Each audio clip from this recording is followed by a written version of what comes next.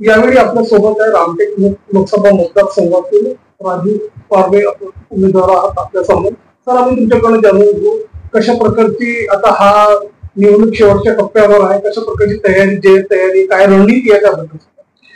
निवडणूक ज्या दिवशीपासून मला या रामटेक लोकसभा निर्वाचन क्षेत्राची जी तिकीट मिळाली त्या दिवशीपासूनच प्लॅनिंग सुरू आहे आणि आता हा प्रचार मध्यावरती आला आहे.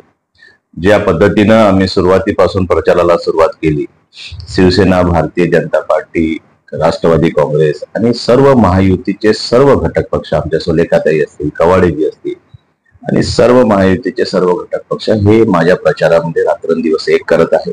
शेवटच्या टप्प्यापर्यंत हा प्रचार चालणार आहे आणि एकदम उत्तम पद्धतीने सर्व लोक या प्रचारामध्ये मी लोकसभेचा उमेदवार नाही तर सर्वचे सर्व लोक लोकसभेचा उमेदवार म्हणून त्या पद्धतीनं काम करत आहेत. रामटेक लोकसभा क्षेत्रामध्ये बरेचसे काम रखडलेले, विकासाचे काम झालेले नाही असे लोक तिथले बोलतात. वन संपदा पुष्कळ आहे. प्रत्येक विधानसभेचे आपापले जे प्रश्न आहे, मी ऍक्च्युली काम करणारा कार्यकर्ता आहे.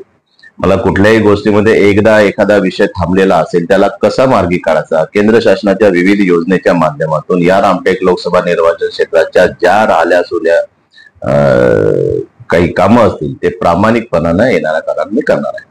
मागचे खासदार जे होते तुम्हाला यांच्यावर लोकांची नाराजगी आहे, आपल्याकडून त्यांच्यासाठी आणखी काय सामोरं नाही, असं काही नाराजी नाही. ते दोनदा या भागाचं नेतृत्व केलं आहे. थोडं काही असेल पण ते शेवटी ते पण त्यांनी एक चांगलं काम या लोकसभेमध्ये केलं आहे. ते सतत माझ्या सोबत आहे, माझ्यासोबत पक्षाचा प्रचार करत आहे, पक्षाची एक प्रमुख म्हणून ते या रामटेक लोकसभेमध्ये काम करत आहे. विरोधी पक्ष असा आरोप लावत आहे की हा निवडणूक मॅच फिक्सिंग आहे, फ्रँचायझी वाटप केलेली आहे, असा आरोप लावतो. मला विरोधकावर काही बोलायचं नाही. ते त्यांचं काम करतील. निवडणुकीमध्ये निवडणूक पद्धतीनंच निवडणूक लढल्या जाते. आम्ही ज्या पद्धतीनं महायुती निवडणूक लढत आहे ती शेवटपर्यंत, शेवटच्या 19 तारखेपर्यंत आम्ही निवडणूक लढणार. हो, आपला झेंड्यावर दौरा सुरू आहे प्रत्येक भागात. आता पुढे प्रधानमंत्री मोदी साहेबांचा पण दौरा आहे, त्याबद्दल कशा प्रकारची आपली तयारी सुरू आहे. मोदी साहेब हे देशामध्ये एक लोकमान्य नेते आहे, विश्वगुरू आहे.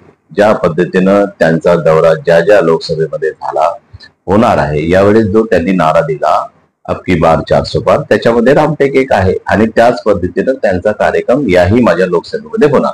बावनकुळे साहेबांनी म्हटलं लोकसभेचे काय सांगायचे? होय, नक्कीच की ज्या पद्धतीनं संपूर्ण महाराष्ट्रामध्ये एकंदरीत वातावरण आहे, जे मोदी साहेबांच्या नेतृत्वात आम्ही लोक निवडणूक लढतो, एक वातावरण त्याच पद्धतीचं आहे. 45+ वातावरण या संपूर्ण महाराष्ट्रात आहे. महाराष्ट्रात बघितलं तर हा मोदी फॅक्टर आणि मोदी मॅजिक किती इफेक्टिव्ह राहणार? महाराष्ट्रात नाही तर संपूर्ण देशामध्ये मोदी फॅक्टर आहे. मोदी साहेबांच्या नेतृत्वावरती या लोकसभा क्षेत्रातील, संपूर्ण महाराष्ट्रातील, संपूर्ण देशातील जनता विश्वास ठेवून आहे. आपल्या मतदारसंघात आपण काही हॅट्रिक गाठण्याचे काही संकल्प केले आहे? 100% ही लोकसभा आपण चांगल्या फरकाने जिंकणार आहोत. शेवटी मतदारांना कशा प्रकारे आपण आवाहन करणार, काय मतदारांना एकच सांगतो की आजपर्यंत माझी जी कारकीर्द राजकारणामध्ये राहिली, एक सर्वसामान्य कार्यकर्ता म्हणून, एक सर्वसामान्य लोकांचा माणूस म्हणून मी माझं काम करतोय. रस्त्यावर उतरून काम करणारा माणूस आहे. जी 4.5 वर्षाची माझी कारकीर्द आहे, मी कधीच एकही दिवस मी थांबलो नाही. सकाळपासून रात्रीपर्यंत जनतेचे काम करणं हा माझं उद्दिष्ट असते आणि त्याच पद्धतीनं येणाऱ्या काळात सुद्धा मी त्याच पद्धतीनं काम करणार आहे. लोकांसोबत राहून, लोकांचे प्रश्न असतील, गोरगरीब लोकांना मदत असेल, शेवटच्या घटकापर्यंत लोकांना मदत कशी पोहोचवायची, ते माझे प्रामाणिक प्रयत्न असतात आणि शेवटी विकास हा एजेंडा घेऊनच मी काम करणार. पुढे काही आपण रोडमॅप दाखलेला आहे? 100% प्रत्येक विधानसभेचा एक रोडमॅप राहणार आहे. प्रत्येक विधानसभेमध्ये काय काय काम करायचं त्याचा एक रोडमॅप माझा ठरलेला आहे. ठीक आहे.